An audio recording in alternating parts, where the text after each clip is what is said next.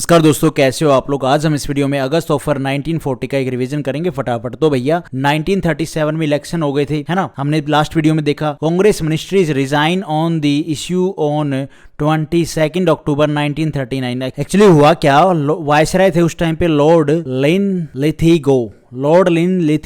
ये 3 सितंबर 1939 को बोलते हैं। He declare that India will be fighting alongside Britain in world war second में इंडिया पार्टिसिपेट कर रहा है। नेहरू बोले कि भैया कतई नहीं, हम पार्टिसिपेट नहीं करेंगे। और इसलिए कांग्रेस के जो लीडर थे उन्होंने Congress ministries resign on the issue on 22 अक्टूबर 1939 को सभी कांग्रेस के लीडर ने जो मिनिस्ट्री में थे उन्होंने रिजाइन कर दिया। अच्छा जी, चलो ठीक है। ये अक्टूबर 1939 की बात होगी, रिजाइन कर दिया। मार्च 1940 में आ जाओ। आईएनसी सेशन होता है कहां पे, रामगढ़ बिहार में। तो यहाँ पे एक टॉपिक उठा कि भैया हमने जो हमारी मिनिस्ट्रीज थी उनसे रिजाइन तो कर दिया, अब आगे का प्लान क्या है, आगे कुछ सोचा है, करना क्या है। तो इस टॉपिक पर काफी डिस्कशन हुआ और उसके बाद एक रेजोल्यूशन पास किया गया। अच्छा जी ठीक है। Congress pass a resolution that Congress can support British government in the world war second if a provisional national government is set up at centre. तो भैया ये बोलते हैं कि हम ब्रिटिश गवर्नमेंट के सामने एक डिमांड रखते हैं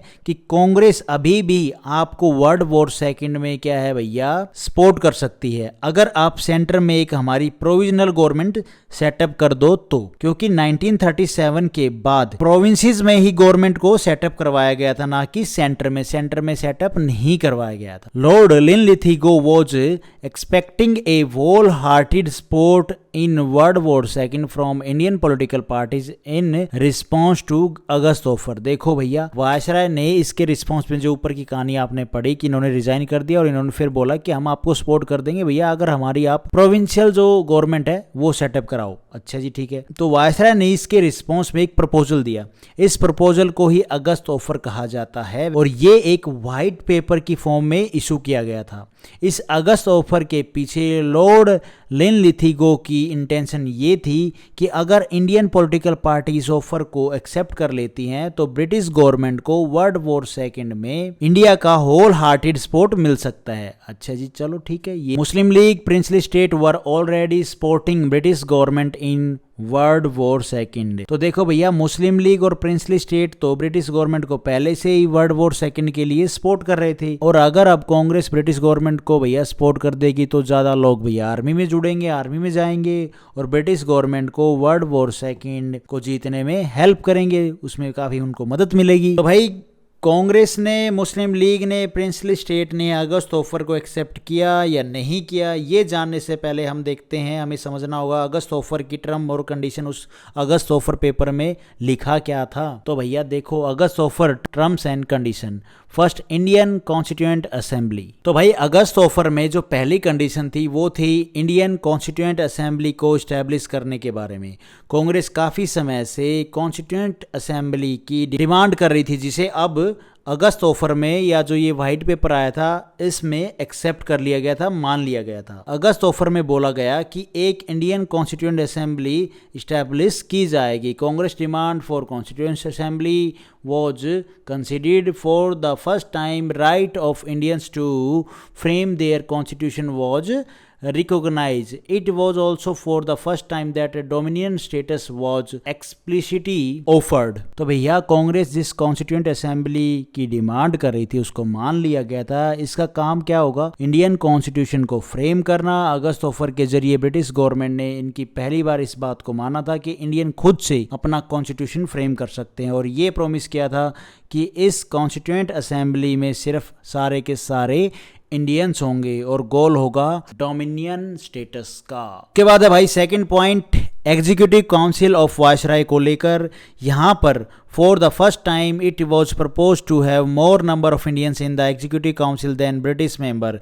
यहां पर अगस्त ऑफर में बोला गया कि वायसराय की एग्जीक्यूटिव काउंसिल को एक्सपेंड किया जाएगा ताकि फर्स्ट टाइम एग्जीक्यूटिव काउंसिल में इंडियन की संख्या को बढ़ाया जा सके, ज्यादा से ज्यादा इंडियंस हो। उसके बाद थर्ड पॉइंट है वॉर एडवाइजरी। एक वॉर एडवाइजरी काउंसिल एस्टेब्लिश करने को लेकर जिसमें ब्रिटिशर्स के साथ साथ इंडियन रिप्रेजेंटेशन को भी शामिल किया जाएगा, जो इंडियन रिप्रेजेंटेटिव होंगे उनको भी शामिल किया जाएगा। अच्छा जी ठीक है। उसके बाद है fourth point, veto power for minorities. तो भैया वीटो पावर फॉर माइनॉरिटीज, तो यहाँ पर ये साफ कर दिया गया जब कॉन्स्टिट्यूएंट असेंबली बैठकर एक नया कॉन्स्टिट्यूशन बनाएगी तब ऐसे किसी भी कॉन्स्टिट्यूशन प्रोविजन को एक्सेप्ट नहीं किया जाएगा जिस पर माइनॉरिटी कम्युनिटी का एग्रीमेंट ना हो। समझ रहे हो आप? No future constituent to be adopted without consent of minorities, means minority communities के व्यूज को भी फुल वेट दिया जाएगा। मतलब ये कि माइनॉरिटी कम्युनिटीज को पूरा एक उनको पावर दे दी कि भैया आप देखो, हर एक बात को देख के आप साइन करो। तो कहने की बात ये है सिंपल सी, जो भैया लीडर थे माइनॉरिटीज के उनको वीटो पावर दे दी गई थी। How did Indian political party reacted to August offer? तो अब भैया बात करते हैं इंडियन पॉलिटिकल पार्टीज ने अगस्त ऑफर पर कैसे रिएक्ट किया। सबसे पहले आती है Muslim League, happy with August offer clause. तो भैया मुस्लिम लीग को अगस्त ऑफर के जो ज्यादातर क्लोजेस थे वो अच्छे लग रहे थे क्योंकि इसमें माइनॉरिटीज को वीटो पावर दे दी गई थी, क्योंकि कॉन्स्टिट्यूशनल पॉइंट पर उनकी मंजूरी जरूरी थी। जब अगर कोई पॉइंट को पास करना है, कोई प्रोविजन, कोई लॉ लेके आना है, तो भैया इन माइनॉरिटीज़ के जो लीडर हैं इनकी जो मंजूरी थी वो ज़रूरी थी। लेकिन मुस्लिम लीग को एग्जीक्यूटिव काउंसिल की जो कंपोजिशन है उसको लेके कुछ शिकायतें थी, लेकिन ओवरऑल उनको अगस्त ऑफर अच्छा लगा। उसके बाद बात आती है भैया कांग्रेस की। तो भैया कांग्रेस ने तो आउटराइट अपोज किया था। उस टाइम पे कांग्रेस प्रेसिडेंट कौन थे भैया? यहाँ पे मैंने प्रेसिडेंट नहीं लिख रखा, मैं लिख देता हूँ कौन थे कांग्रेस के प्रेसिडेंट। अब्दुल आएगा, अबुल कलाम आज़ाद। ये अबुल है, अब्दुल कलाम नहीं है, ठीक है। ये थे कांग्रेस के प्रेसिडेंट। तो उस टाइम पे जो प्रेसिडेंट थे कांग्रेस के वो थे अबुल कलाम आज़ाद, और इन्होंने ब्रिटिश गवर्नमेंट के साथ में जो ये ऑफर था इसको डिस्कस करने से भी मना कर दिया। मेन रीजन यहाँ पे ये था कि दिसंबर 1929 में कांग्रेस का सेशन हुआ। कहाँ पे? लाहौर सेशन हुआ। कांग्रेस ने चेंज किया था it's goal from dominion status से पूर्ण स्वराज। भाई कांग्रेस ने अपना जो गोल था उसको चेंज कर दिया था डोमिनियन स्टेटस से, अब उनको चाहिए था पूर्ण स्वराज, पूरी की पूरी आज़ादी। और क्योंकि अगस्त ऑफर में डोमिनियन स्टेटस ऑफर किया जा रहा था तो कांग्रेस के लिए एक्सेप्टेबल तो ये था नहीं, क्योंकि डोमिनियन स्टेटस की डिमांड उनकी 1929 तक थी। अगर आपको याद हो कांग्रेस ने 1 साल का अल्टीमेटम दिया था नेहरू रिपोर्ट के ऊपर, तो भैया तब तक थी।